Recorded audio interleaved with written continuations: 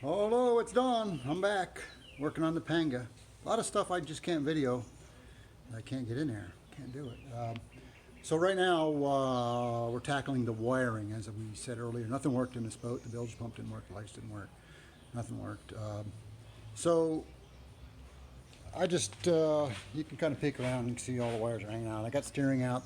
Cable's no good. I got that ordered. But I just had to pull all the wire out. There's a pile. It was just single strand wire. In the back I had to pull the cables out because they taped the wire to the cables every couple inches. That was kind of a pain. But we'll be running all new wire. This is actually a bilge pump wire. It's a tinned wire and it's got all three wires inside there. Your hot, your ground, and your second hot for the automatic. It stays hot all the time, as that would be. So I'm going to run that. Somewhere around here I have some spool of tinned wire, shielded tinned wire right here. So I'll be running that. This wire just literally lays in the bottom of the boat. So that's shielded tin wire. We're going to run the stern light, the bilge pump on the 3-wire. I'm going to run an extra wire in there because I'm going to put a live well back here. I'm pretty sure. One of the other things we did today, here's the fuel filter. Right here, I just moved to that inside wall. Everything's kind of in the way.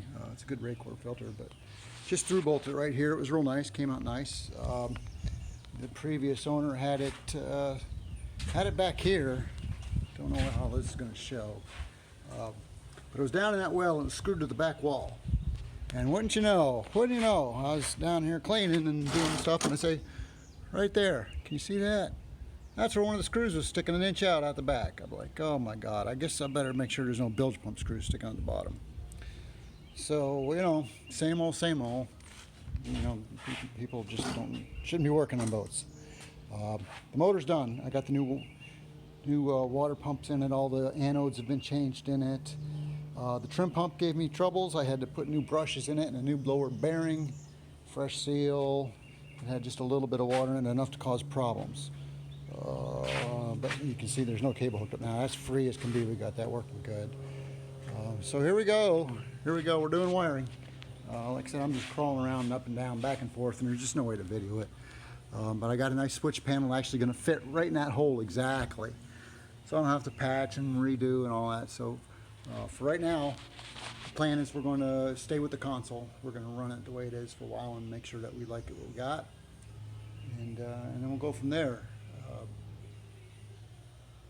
We'll check back after we get some more wiring done.